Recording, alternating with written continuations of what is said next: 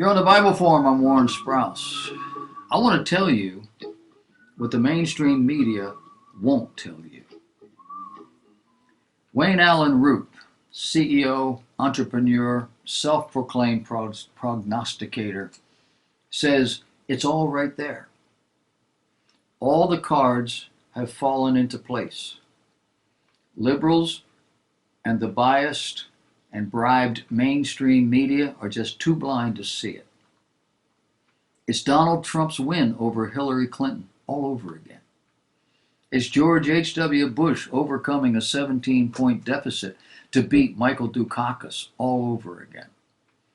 It's the final days of Ronald Reagan versus Jimmy Carter when all of America broke for Reagan at the same time. At this moment, if you're not blind, deaf, or very dumb, meaning you can't speak, not that you're stupid, it's clear that in these final days up to the election, a majority of American voters, certainly crucial voters in battleground states, are breaking to re-elect President Trump. And it's all adding up to a Trump electoral landslide. These are things the media is not telling you. Maybe they don't know it, but I think they do. And Root says, I'm not just talking about tightening polls, a few polls that show Trump actually in the lead, or battleground states where Trump is outperforming his numbers from his race against Clinton 4 years ago. More importantly, I'm talking early voting numbers.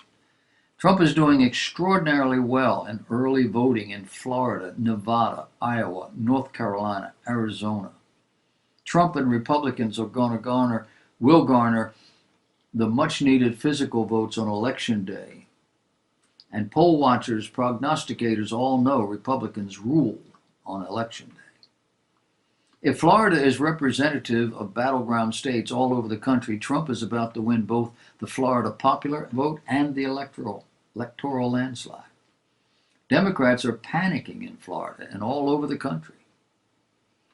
The Trafalgar Group, which ran the most accurate state-by-state poll in 2016 by factoring in the shy Trump voters, people afraid to tell strangers on the phone that they would support Trump, shows Trump taking the lead this week in Florida, Michigan, North Carolina, Pennsylvania. Rasmussen shows Trump's approval rating at 52%. Mainstream media has never had him that high. 5 points better than former President Barack Obama's approval rating at the same time in 2012 when he was heading for re-election victory. On Friday, PollWatch came out with its electoral map, which shows a Trump landslide of 312 electoral votes to 226. In the end, he says, this is all you need to know. Trump is leading in Miami-Dade County and Palm Beach County, both Democrat strongholds. He's leading in the early voting. That's like winning the lottery. That's like 2 lightning strikes in the same spot. That's an election miracle, he says. Joe Biden added a Friday campaign event in Minnesota, another ominous sign for Democrats. A Republican hasn't won Minnesota since 1972. And Democrats clearly do not have Minnesota locked down. If Trump wins Minnesota, then a Ronald Reagan, Walter Mondale landslide is forming, and all bets are off. Trump could run the table. Root says, I'm a pollster. I'm a gut instinct kind of guy. I'm a Las Vegas odds maker turned conservative talk show host. And I just happen to be the media personality who predicted 2016 exactly right and has been predicting a 2020 Trump electoral landslide for months. And all of this in the face of poll after poll showing double-digit leads for Biden. But here's what I know. Here's what my gut instinct says. Nothing else matters, like the poll question, are you better off than 4 years ago? 56% of voters in one survey answered yes.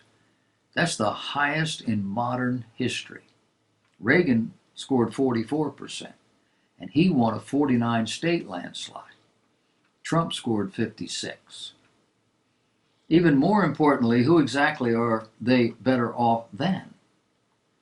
Common sense says they're voting for the guy who made them feel worse, Biden, over the guy who made them feel better, Trump. I know Florida's the key, he writes. If Trump wins Florida, he's in the driver's seat. And based on early voting numbers, Florida appears to be a smashing Trump win. Next in importance comes Pennsylvania. What's been happening in Pennsylvania lately?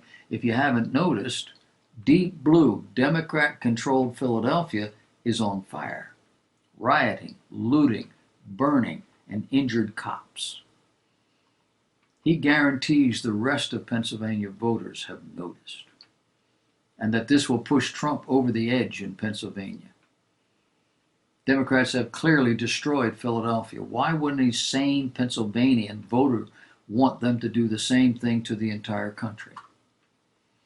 Then there's the Hunter Biden's poisonous laptop. The media and social media conspired to black out any news, but it didn't seem to matter. The story still got out. Did it change millions of votes? No. It merely changed a few key swing state votes, and that's all Trump needed. Finally, I come to the infamous kill shot, the coup de grace. Just as I predicted weeks ago, he says the third quarter gross domestic product was released last Friday. It showed 33.1% economic growth, the highest in America's history. It was double the highest GDP in history before this. That was after the COVID slump. This is proof of the Trump economic miracle, and proof Trump has handled COVID-19 in an extraordinary way. He kept us alive, and more importantly, employed. He kept our economy alive to fight another day. He kept our businesses open. We have hope. We have opportunity. We have a future. Who'd be dumb enough to vote against that record? 33% economic growth? Who'd be dumb enough to vote against the greatest economic growth in history? My answer is nobody. Unless they're either dumb, or they're not paying attention, or they have another agenda. He calls it game, set, match. Checkmate. Trump will win a smashing electoral landslide on Tuesday.